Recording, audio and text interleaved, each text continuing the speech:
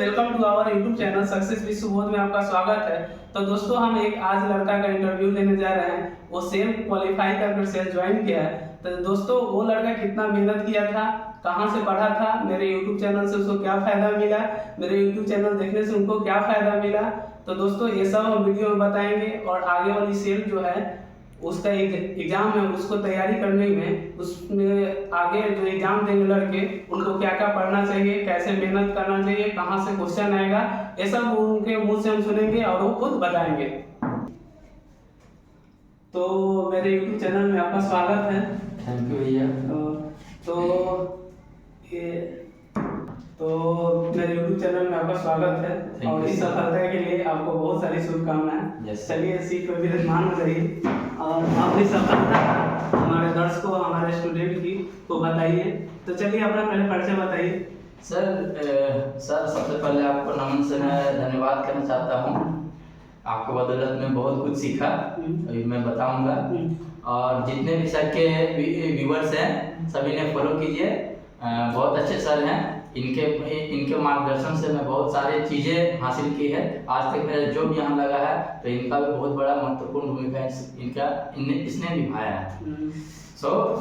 मेरा नाम हो गया सूरज कुमार।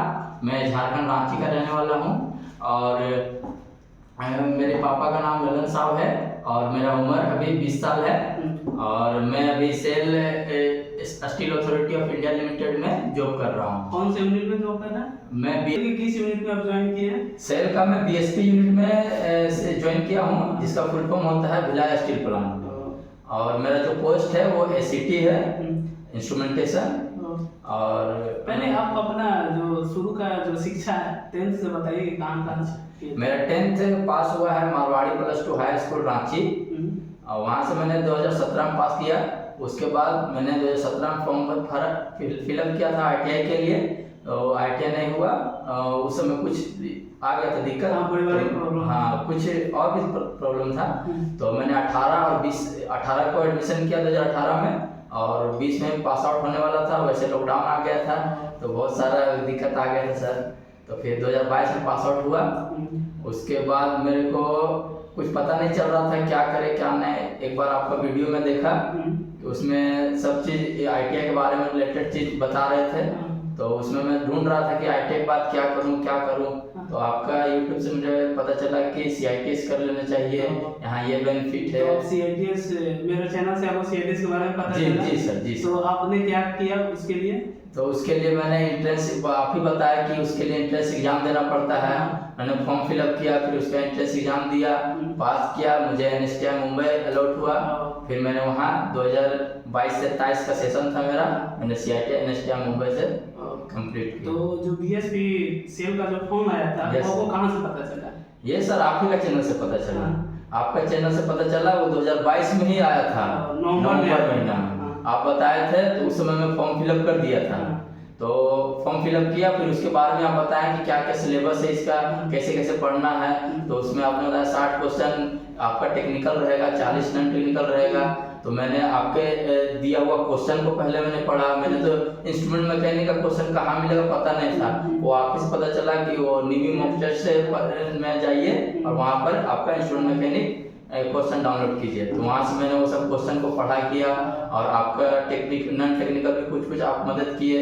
उस नॉन टेक्निकल और टेक्निकल दोनों को मैंने पढ़ाई किया और इसका सेल का एग्जाम दिया। सेल का जो एग्जाम होता है ऑनलाइन होता है कि ऑफलाइन? सर ऑनलाइन होता है सर। तो आपको एक बार में सफलता मिल गया कि बहुत सारे एग्जाम दिए थे आप? सर एक बार में तो सफलता नहीं मिली। ये मेरा 10वां एग्जाम था सर। 10वां एग्जाम था और पहले मैंने अप्रेंटिस का भी एग्जाम दिया और भी ओएनजीसी का एग्जाम दिया, बार का दिया। बार का मैंने 2 बार दिया, दोनों बार प्री में फेल हो गया। और एनपीसीआर का एग्जाम दिया, फर्स्ट बार एनपीसीआर का नरोड़ा दिया था, प्री में पास हो गया था और मेंस मेरा नहीं क्लियर हुआ था। और ओएनजीसी में बहुत कम नंबर आया था। और आईओसीएल का सर 2 बार एग्जाम दिया टेक्निकल अटेंडेंट का, दोनों में कुछ नहीं हुआ सर। लेकिन आप मेहनत करना नहीं छोड़े। मतलब इससे कह सकते हैं कि जो लड़का मेहनत करते रहेगा उसको सफलता एक दिन एकदम जरूर मिलेगी। तो चलिए फिर आपने पिछले क्वेश्चन जब फॉर्म भर दिए, एग्जाम देने गए ऑनलाइन, तो कैसा क्वेश्चन था? इसमें सर सेल में हाँ। सेल में तो आप जो पढ़ाए थे, आपका जो क्वेश्चन था उससे बहुत सारा क्वेश्चन हमको मिला और वो सब क्वेश्चन को मैंने बहुत अच्छा से प्रैक्टिस की, क्योंकि बाकी जितना क्वेश्चन सब आते थे इलेक्ट्रिकल इलेक्ट्रॉनिक से आते थे वो सब आपने कराया और उसको मैंने बहुत अच्छा से किया, उसको खूब प्रैक्टिस किया, तो क्वेश्चन देखते ही मैं तुरंत आ जाता है। नाइनटेक कैसा था? नाइनटेक सर नॉर्मल रहा था मेरा, ज़्यादा मैथ नहीं बनाया था मैं, 5 मैथ बनाया था और रीजनिंग 10 का 10 बनाया था और इंग्लिश 8 बनाया था और जीके। चलिए, तो जीके में कितना क्वेश्चन बनाए थे आपने? जीके में मैंने 6 क्वेश्चन किया था। 6 क्वेश्चन किए थे जी सर। मतलब लगभग ओवरऑल एग्जाम एवरेज से अच्छा गया था। एवरेज से अच्छा गया। और इसका रिजल्ट कब आया था? इसका रिजल्ट आया था आपका 2023 में। 23 में, मतलब जुलाई में आया था। हाँ, जुलाई में रिजल्ट आया था। इसके बाद क्या हुआ? 1 अगस्त को मेरा इंटरव्यू था। इसका इंटरव्यू होता है कि स्किल टेस्ट? वही स्किल टेस्ट था। तो यहाँ पे जो स्किल टेस्ट हुआ उसमें क्या आपसे मौखिक सवाल पूछा गया कि इंस्ट्रूमेंट वगैरह भी दिखाया गया? नहीं, इंस्ट्रूमेंट वगैरह नहीं दिखा वहाँ, हमसे मौखिक सवाल पूछा गया था, वहाँ पे हमने मौखिक। तो इंटरव्यू आपका कैसा गया था? इंटरव्यू एकदम शानदार गया था। तो मेरे व्यूअर के लिए बता सकते हैं कि जो 1-2 क्वेश्चन जो आपको स्किल टेस्ट में पूछा गया था? यस।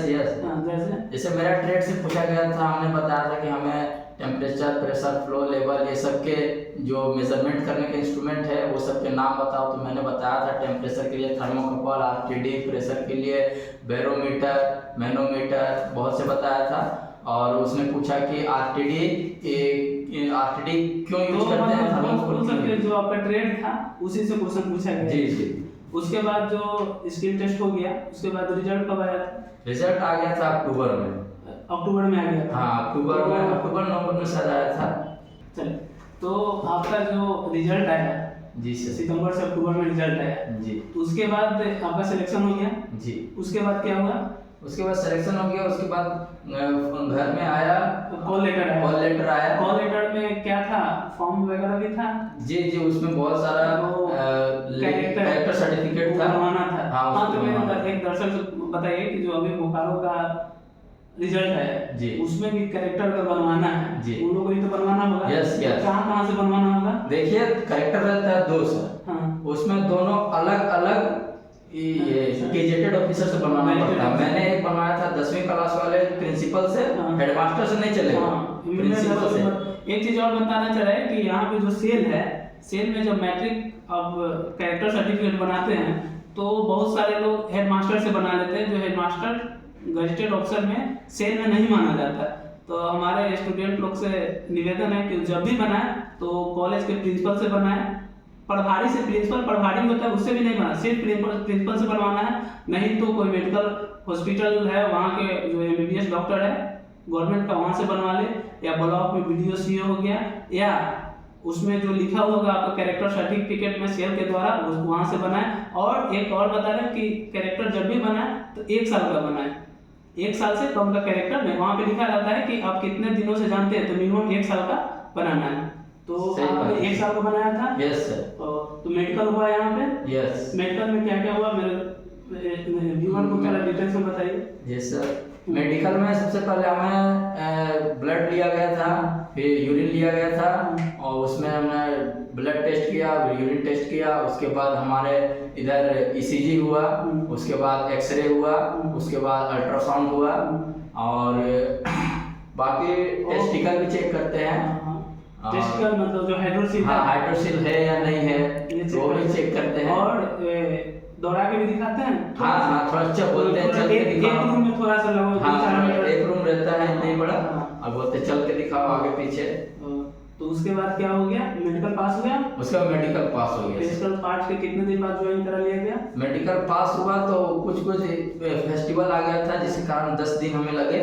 10 दिन के बाद हमें ज्वाइन करा लिया जी। तो अभी आप सेल में ज्वाइन कर लिया? यस। तो ड्यूटी आपका कैसा चल रहा है? ड्यूटी एकदम शानदार चल रहा है। फिर आगे की तैयारी, आप तो सीआईटीएस किए हुए हैं जी। तो फिर अब कैसे, मतलब ड्यूटी के साथ फिर अब तो इंस्ट्रक्टर बनिएगा? यस। इंस्ट्रक्टर में आईटीआई जो करके सीआईटीएस करता है उनके लिए 3 साल का एक्सपीरियंस चाहिए। यस। तो आपको तो यहाँ से 3 साल के बाद एक्सपीरियंस मिल जाएगा। यस। क्योंकि आप सीआईटीएस के लिए भी तैयारी कीजिएगा। यस।